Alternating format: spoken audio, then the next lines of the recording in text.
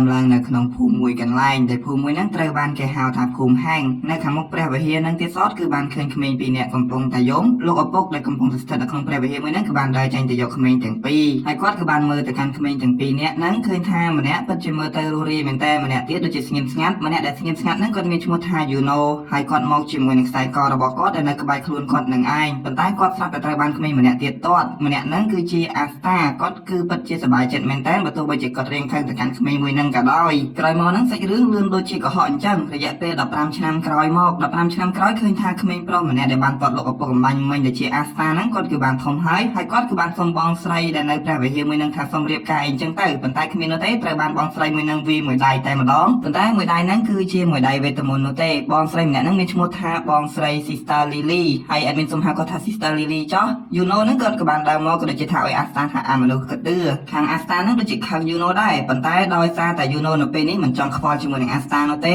ក្មេងៗដទៃទៀតហ្នឹងគឺបានមើងងាយទៅកាន់អាស្តាថាពួកគេគឺចេះប្រើវេទមន្តលើកលែងតែអាស្តានោះទេដែលគ្មានវេទមន្តសំបីតែបន្តិចអាស្តាគឺបានមិនខ្វល់នោះឡើយហើយខាង you know ហ្នឹងគាត់គឺបានទៅសម្ងួតជាមួយនឹងសម្លៀកបំពាក់របស់បងស្រី Lily ប៉ុន្តែនៅពេលជាមួយគ្នាអាស្តាចង់ចូលទៅពុះអស់ប៉ុន្តែ you know បានប្រើវេទមន្តខ្យល់ដើម្បីពុះអស់ធ្វើឲ្យអាស្តាហ្នឹងចង់បាក់ទឹកចិត្តមែនតើបងស្រី Lily ព្យាយាមទៅខត់ជាមួយនឹងអាស្តាក៏ដូចជាលើកទឹកចិត្តអាស្តាអីចឹងទៅហើយខាងអាស្តាគាត់គឺបានសម្លឹងមើលទៅកាន់រូបសំណាក់មួយដែលគេតែងតែហៅរូបសំណាក់មួយនឹងថារូបសំណាក់សម្ដេចវេទមន្តអាស្តាគឺបានដើរទៅចូលដៃជាមួយនឹង you know ប៉ុន្តែ you know មិនខ្វល់នោះទេធ្វើឲ្យអាស្តាអន់ចិត្តគឺបានដើរចាកចេញទៅតែម្ដងហើយខាងអាស្តានេះវិញហ្នឹងក៏កំពុងតែអាវងរហូតតតែ1000ហើយមិនមែនអាវងធម្មតានោះទេមនុស្សអាស្តាហ្នឹងគាត់តែងតែព្យាយាមខំហ្វឹកហាត់នៅរាងកាយរបស់គាត់គឺជាចង់ខ្លាចទៅជាសម្ដេចវេទមន្តនៅពេលជាមួយនឹងគ្នាហ្នឹងសាច់រឿងគឺគេបានកាត់ទៅដល់កន្លែងមួយដើម្បីទទួលបាននៅក្រែមមូហ្នឹងគឺជាសៀវភៅវេទមន្តហើយក្រែមមូមួយហ្នឹងគឺត្រូវបានលោកតាម្នាក់កំពុងតែគ្រប់គ្រងលោកតាម្នាក់ហ្នឹងនិយាយថាស្វាគមន៍គ្រប់គ្នាដែលនឹងមកទទួលក្រែមមូក្នុងរយៈពេល15ឆ្នាំនេះហើយក្រែមមូទាំងអស់ហ្នឹងគឺបានហោះទៅរកម្ចាស់រៀងៗខ្លួនដោយវាជ្រើសរើសម្ចាស់របស់វាផ្ទាល់ហើយនៅក្នុងរឿងមួយនេះគឺពួកអ្នកមានតែងតែជាយាមមើងងាយទៅកាន់អ្នកក្រ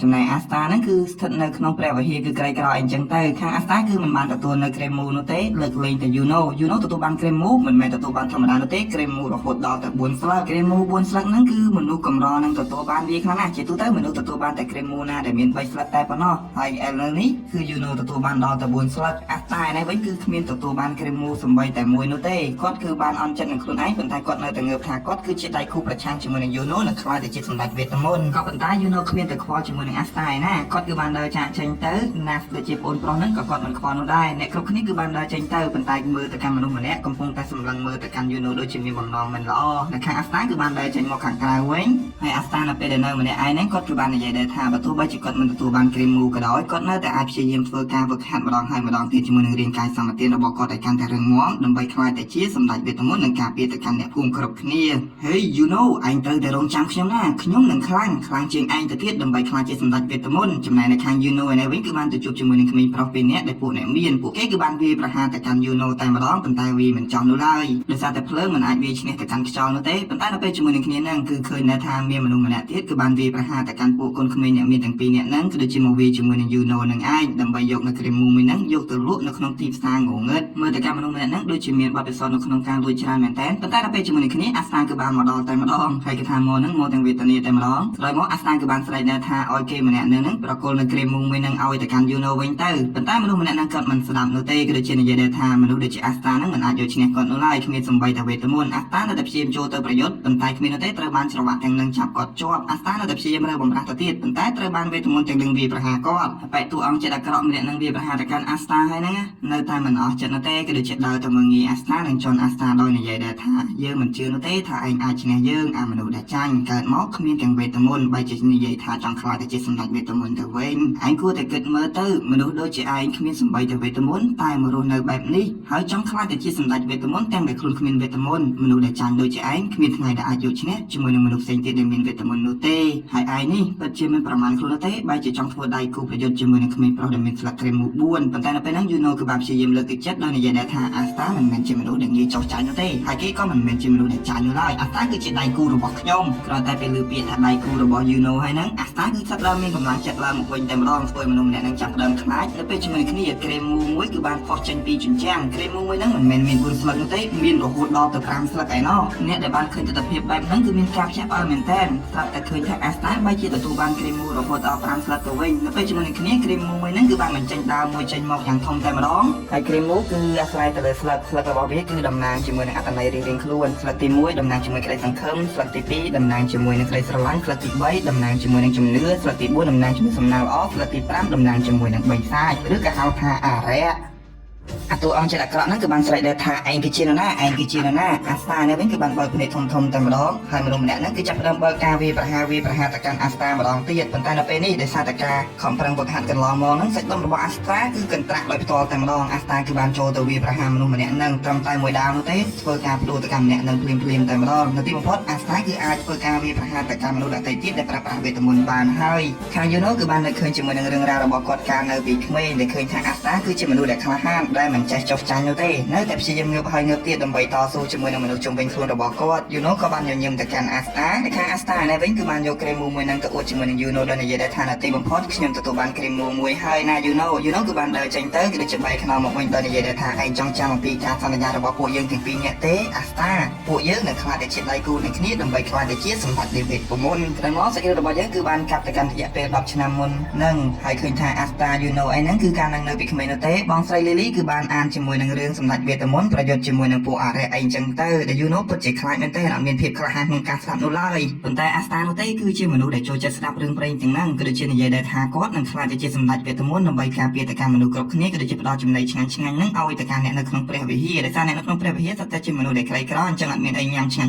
់នោះឡើយហើយរូបបិសាចមួយដែលស្ថិតនៅក្នុងមុខព្រះវិហាររបស់ពួកគេហ្នឹងរូបនឹងឯងគឺសម្ដេចវេទមន្តម្នាក់ហ្នឹងគឺជាអ្នកកំចាត់អីចឹងទៅហើយអាស្តាតែងតែនិយាយថាគាត់នឹងខ្លាចជាសម្ដេចវេទមន្តនឹងសុំបងស្រីលីលីដើម្បីរៀបការប៉ុន្តែនៅពេលជាមួយនឹងគ្នាបងស្រីបដិសេធដែលធ្វើយូណូបានស្រែកទៅកាន់អាស្តានិយាយរួមទៅអាស្តាហ្នឹងគឺខូចដូចជាអ្នកមើលអញ្ចឹងទៅសុំបងស្រីរៀបការអីណាទៅវិញយកខ្លួនឯងនៅក្មេងនោះទេប៉ុន្តែសុំបងស្រីម្ដងហើយម្ដងទៀតបងស្រីមិនយល់ព្រមនៅឡើយអាស្តាហ្នឹងគឺគាត់នៅតែមិនចោះចាញ់នឹងនិយាយថាថ្ងៃណាមួយគាត់នឹងធ្វើឲ្យបានហើយលោកឪពុកគឺបានត្រឡប់មកវិញគឺដូចជាយកនឹងសម្បត្តិមួយឲ្យពួកគេហ្នឹងយកប្រកល់ទៅកាន់មនុស្សម្នាក់នៅក្នុងភូមិយូណូគឺអ្នកទទួលយកទៅចំណែកអាស្តាមិនបានទៅនោះទេប៉ុន្តែនៅពេលជាមួយនឹងគ្នានៅកន្លែងផឹកស្រាមួយហ្នឹងមនុស្សម្នាក់ត្រូវបានគេដេញចេញប៉ុន្តែគាត់គឺបានសម្លឹងមើលឃើញទៅកាន់យូណូមិនដឹងថាគាត់មានបំណងមិនល្អអីខ្លះទៅលើយូណូនោះទេហើយនៅពេលហ្នឹងយើងបានឃើញថានៅពេលនេះយូណូគឺបន្តរត់ទៅទៀតប៉ុន្តែត្រូវបានមនុស្សម្នាក់ហ្នឹងវាប្រហារទៅកាន់យូណូដោយសារតែគេហ្នឹងខ្វះលុយផឹកស្រាអញ្ចឹងហើយគេចង់វាយូណូយកខ្សែកដើម្បីយកខ្សែកទៅលក់យកលុយផឹកស្រានឹងឯងប៉ុន្តែអាស្តាគឺបានមកដល់តែម្ដងព្រមទាំងទាមទារខ្សែកមួយនឹងឲ្យទៅកាន់យូណូវិញទៅអាហ្នឹងគឺជាខ្សែករបស់យូណូនោះទេមនុស្សម្នាក់ហ្នឹងគឺនៅតែវាទៅកាន់អាស្តាម្ដងហើយម្ដងទៀតប៉ុន្តែអាស្តាពិតជាមានឆន្ទៈខ្លាំងមែនទែនដោយមិនចោះចាញ់នោះឡើយមនុស្សម្នាក់ហ្នឹងនៅទីបំផុតបោះបង់ចោលក៏ដូចជាឲ្យខ្សែកទៅកាន់អាស្តាវិញអាស្តាគឺបានដេកសន្លប់នៅពីមុខយូណូងាកមកមើលទស្សនវិជ្ជាមួយទៀតឯនេះវិញក្រោយពេលដែលអាស្តាទទួលបានគ្រីមូអាស្តាគាត់បានយកដាវរបស់គាត់ទៅវឹកហាត់ម្ដងហើយម្ដងទៀតគឺដូចជាសួរសត្វនឹងដែរថាផឹកអត់តែសត្វមួយហ្នឹងគឺបានហើរចេញទៅតែម្ដងអាស្តានៅតែព្យាយាមវឹកហាត់ជាមួយនឹងរាងកាយរបស់គាត់ព្រមជាមួយនឹងដាវរបស់គាត់ឲ្យកាន់តែរឹងមាំពីខាងយូណូហ្នឹងក៏មិនចោះចាញ់ដូចគ្នានៅតែព្យាយាមបន្តវឹកហាត់នឹងឯងអ្នកទាំងពីរគឺមានឆន្ទៈដូចគ្នាចង់ខ្លាចទៅជាសម្ដេចវេទមន្តដើម្បីការពារអ្នកភូមិចំណែកលោកតាមើលថែបន្ទប់គ្រីមូហ្នឹងគាត់គឺបានហៅជាមួយនឹងលោកឪពុករបស់អាស្តានិងយូណូមកក៏ដូចជាឲ្យអាស្តាជាមួយនឹងយូណូហ្នឹងធ្វើតែទៅក្នុងរាជធានីដើម្បីប្រឡងទៅហើយចំណែកអ្នកផ្សេងទៀតដែលបានរករឿងយូណូគាត់បានដាក់ទោសពួកគេទាំងអស់គ្នានឹងហើយប៉ុន្តែគាត់ថារៀងស្រាលចំណែកលោកតាការពារទីតាំងរបស់គ្រីមូហ្នឹងគាត់ក៏បាននៅឃើញថាអាស្តាតែងតែនិយាយយ៉ាងរីករាយថាគាត់ទទួលបានគ្រីមូប៉ុន្តែមិនដឹងថារឿងល្អឬអាក្រក់នោះទេដោយសារតែគ្រីមូមួយនឹងមានរហូតដល់5ស្លឹកអាស្តានិងយូណូគឺបានត្រឡប់ទៅផ្ទះវិញប៉ុន្តែអ្នកទាំងពីរនៅតែមិនចោះចាញ់គ្នា